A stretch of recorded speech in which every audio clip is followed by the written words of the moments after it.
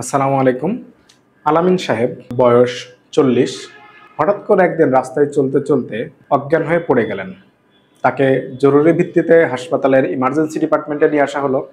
Doctor বিভিন্ন পরীক্ষা নিরীক্ষা করলেন। দেখা গেছে যে তার কোনো ধরনের সমস্যাই নেই, শুধুমাত্র তার প্রেশার পাওয়া গেল 180/110। ডাক্তার ইমার্জেন্সি প্রেশার কন্ট্রোলের জন্য কিছু ওষুধ দিলেন। 24 ঘন্টা হাসপাতালে উনি থাকলেন। 24 ঘন্টা পরে দেখা গেল প্রেশার নর্মালে চলে আসছে।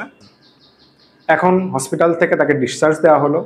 ডিসচার্জ পেপারে তাকে একটা প্রেশারের ওষুধ দিয়ে বলা হলো এই প্রেশারের ওষুধটা রাতে একটা করে খেতে। এবং ডাক্তার ডিসচার্জ পেপারে ওষুধের সাথে সাথে তাকে একটা পরামর্শ দিয়েছিলেন। তিনি বলছিলেন যে আগামী 7 দিন সকালে এবং সন্ধ্যায় 2 বেলা প্রেশার মেপে একটি কাগজে লিখে 7 দিন পরে দেখা করতে। 7 দিন পরে তিনি আবার হসপিটালে সেই ডাক্তারের কাছে গেলেন। দেখা গেল তার প্রেশার এখন 150/95 এবং 7 দিনে গড় দেখা গেল 140/90। এই অবস্থা দেখে ডাক্তার ওনাকে জিজ্ঞাসা করলেন, আপনি কি প্রেশার ওষুধ খেয়েছিলেন? উনি বললেন, স্যার আমি প্রেশারের ওষুধ খাইনি। ডাক্তার জিজ্ঞাসা করলেন, কেন আপনি প্রেশার ওষুধ খাননি?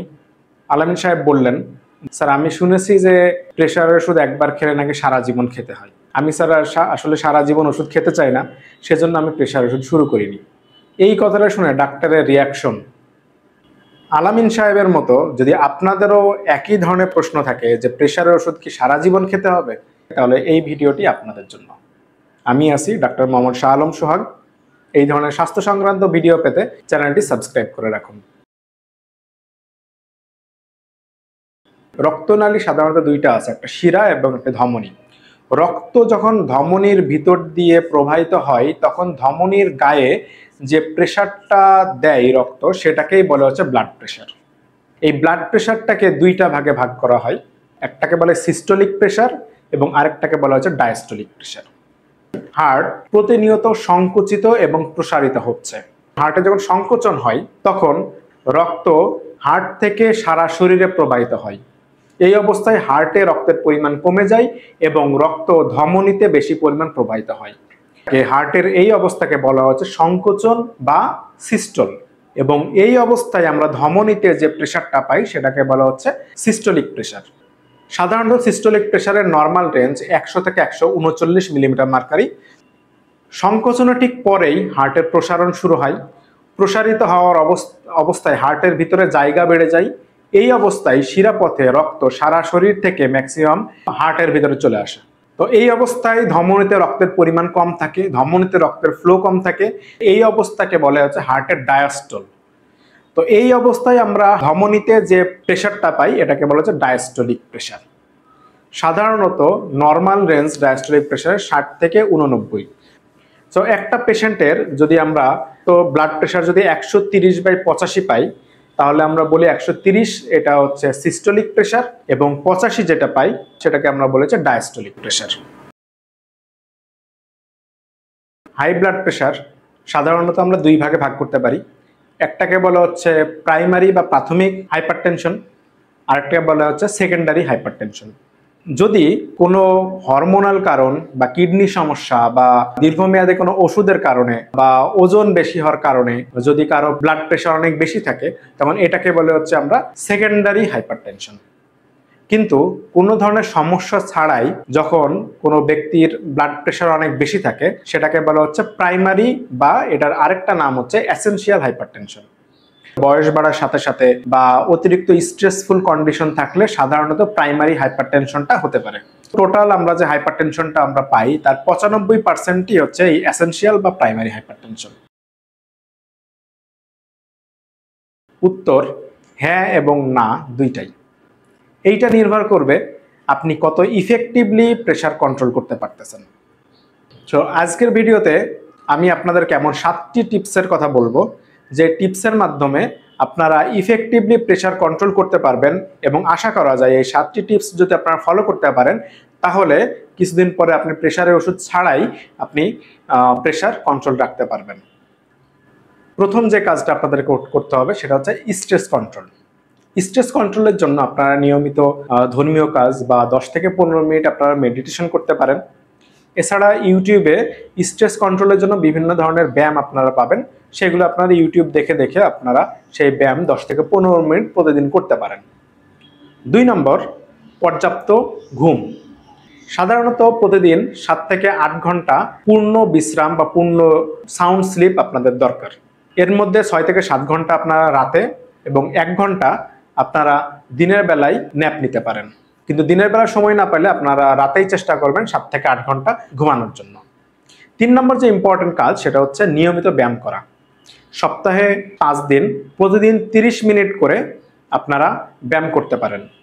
ব্যায়ামের জন্য যে আপনাকে জিমে যেতে হবে বা পার্কে যেতে হবে দৌড়ানোর জন্য, এটা ম্যান্ডেটরি না।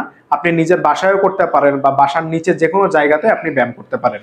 সাধারণত সকালে যদি আপনি সময় পান, সকালে যদি করেন তাহলে লাইট এক্সারসাইজ, এবং যদি বিকালের দিকে করতে পারেন তাহলে সেক্ষেত্রে হাই ইন্টেন্সিটি এক্সারসাইজ করতে পারেন। কিন্তু কখনো আপনারা সন্ধ্যার পরে ব্যায়াম করতে যাবেন না, এটাতে আরো পজিটিভ রেজাল্টের পরিবর্তে নেগেটিভ রেজাল্ট আসতে পারে। চতুর্থ যে কাজটা আপনাদের করতে হবে সেটা হচ্ছে পুষ্টিকর খাবার গ্রহণ। অতিরিক্ত চর্বি জাতীয় খাবার, লবণ জাতীয় খাবার, এইগুলো আপনাদের পরিহার করতে হবে। ধূমপান, অ্যালকোহল এইগুলো পরিহার করতে হবে। পঞ্চম যে কাজটি সেটা হচ্ছে নিয়মিত ওষুধ খাওয়া। আপনার হাই প্রেশারের জন্য ডাক্তার আপনাকে যেই ওষুধটা প্রেসক্রাইব করবেন সেই ওষুধটা নিয়মিত সঠিক ডোজে আপনাকে খেতে হবে। তো এক্ষেত্রে আমরা কমন যে ভুলটা করি, যে ডাক্তার একটা প্রেশার ওষুধ লেখার সাথে সাথে আপনারা ভাবেন যে পরের দিন থেকেই হয়তোবা প্রেশার হয়তোবা কন্ট্রোলে চলে আসবে, কিন্তু আসলে এইভাবে হয় না। সাধারণ নিয়ম হচ্ছে আপনাকে যেদিন থেকে প্রেশার ওষুধটা শুরু করা হবে তারপরে 7 দিন, না পারলে কমপক্ষে 3 দিন সকালে এবং সন্ধ্যায় 2 বেলা প্রেশার মেপে সেটি একটি কাগজে লিখে 7 দিন পরে আপনার ডাক্তারকে এটা দেখাতে হবে। 7 দিন পরে আপনার ডাক্তার ডিসিশন নেবেন যে আপনার বর্তমান ডোজে ওষুধ চলবে, নাকি ডোজ কমাতে হবে, নাকি ডোজ বাড়াতে হবে, নাকি সেকেন্ড কোনো ওষুধ আপনাকে অ্যাড করতে হবে। সো আপনাকে যেটা করতে হবে, ওষুধ শুরু করার পরে ডোজ অ্যাডজাস্টমেন্টের জন্য মোটামুটি 7 দিন আপনাকে সময় দিতে হবে। সাধারণত 7 দিনের মধ্যে ডোজ অ্যাডজাস্টমেন্ট হয়ে যায়। কিছু রোগীর ক্ষেত্রে এটা 1 মাসের মতো লাগতে পারে, তাদের ক্ষেত্রে একটু ধৈর্য ধরে 1 মাসের মধ্যে আপনাকে ডোজ অ্যাডজাস্ট করতে হবে। ষষ্ঠ যে কাজটি করতে হবে সেটা হচ্ছে নিয়মিত প্রেশার মনিটর করা। একবার যদি আপনার ডোজ অ্যাডজাস্ট হয়ে যায় সেক্ষেত্রে টানা 3 থেকে 6 মাস আপনি সেম ডোজেই ওষুধটা খাবেন। ওষুধ খাওয়ার সাথে সাথে সপ্তাহে 1 থেকে 2 বার আপনাকে একটু প্রেশার চেক করতে হবে। চেক করে দেখতে হবে যে প্রেশার রেগুলার ঠিক আছে কিনা। 3 থেকে 6 মাস পরে আপনাকে ডাক্তারের কাছে আবার ফলো আপে যেতে হবে। যেদিন ফলো আপে যাবেন তার 7 দিন আগে সকালে এবং সন্ধ্যায় 2 বেলা প্রেশার মেপে আপনাকে এটা কাগজে লিখে সেই কাগজ সহ ডাক্তারকে দেখাবেন। এই রেকর্ডটা দেখে আপনার ডাক্তার ডিসিশন নেবেন, এই যে আপনি 3 থেকে 6 মাস টানা ওষুধ খেয়েছেন, এখন কি আপনার ওষুধ বন্ধ করা লাগবে, নাকি ডোজ কমানো লাগবে, নাকি ডোজ বাড়ানো লাগবে, নাকি অন্য কোনো কাজ করা লাগবে। তবে একটা জিনিস মনে রাখবেন, কখনো নিজে নিজে আপনি প্রেশারের ওষুধ বন্ধ করতে যাবেন না। সপ্তম যে কাজটি করতে হবে, কারো যদি এসেনশিয়াল হাইপারটেনশন বা প্রাইমারি হাইপারটেনশন ছাড়া যদি সেকেন্ডারি হাইপারটেনশন, মানে কোনো কারণে যে হাইপারটেনশনটা হয় সেটা যদি থেকে থাকে তাহলে ওই কারণে চিকিৎসা করতে হবে। অনেকে মনে করেন যে শুধুমাত্র ওষুধ খেলেই হয়তোবা প্রেশার কন্ট্রোল হয়ে যাবে। আসলে ওষুধ এককভাবে প্রেশার সারা জীবনের জন্য কন্ট্রোল করতে পারে না। আপনাকে ওষুধ খাওয়ার সাথে সাথে আমি যে 7টি টিপসের কথা বললাম, এই 7টি টিপস আপনাকে অবশ্যই অবশ্যই মেনে চলতে হবে। যদি এইগুলো মেনে চলেন তাহলে আশা করা যায় আপনি খুব দ্রুতই ওষুধ ছাড়াও প্রেশার কন্ট্রোল করতে পারবেন। তো শেষবারের মতো আমি আরেকবার রিভিউ করতেছি যে 7টি টিপস কি কি। 1 নম্বর হচ্ছে স্ট্রেস কন্ট্রোলের জন্য আপনার ধর্মীয় কাজ বা মেডিটেশন করতে পারেন ডেইলি 10 থেকে 15 মিনিট। 2 নম্বর, দৈনিক 7 থেকে 8 ঘন্টা সাউন্ড স্লিপ। সপ্তাহে কমপক্ষে 5 দিন কমপক্ষে 30 মিনিট করে এক্সারসাইজ। সকালে করলে লাইট এক্সারসাইজ, বিকালে করলে হাই ইন্টেন্সিটি এক্সারসাইজ করতে পারবেন, কিন্তু কখনো সন্ধ্যার পরে এক্সারসাইজ করবেন না। চর্বি বেশি, লবণযুক্ত খাবার, অ্যালকোহল এবং স্মোকিং এগুলো আপনাদেরকে বন্ধ করতে হবে। নিয়মিত ওষুধ গ্রহণ করতে হবে। নিয়মিত প্রেশার মনিটর করতে হবে। যদি সেকেন্ডারি হাইপারটেনশন হয় তাহলে কারণের চিকিৎসা করতে হবে। হাই ব্লাড প্রেশার হচ্ছে বাসার ইঁদুরের মতো। ইঁদুর যেমন যদি আপনি প্রথম দিকেই কন্ট্রোল যদি না করতে পারেন তাহলে একসময় আপনার বাসার বই খাতা, কাগজপত্র, বিভিন্ন কাপড় চোপড় বা খাবার নষ্ট করে দিবে। ঠিক একইভাবে প্রথম দিকেই যদি আপনি প্রেশার কন্ট্রোল না করতে পারেন তাহলে একসময় সে হার্ট, কিডনি, ব্রেন সবকিছুই নষ্ট করে দিতে পারে। So check it, control it, take measure and prevent big problems. ধন্যবাদ সবাইকে।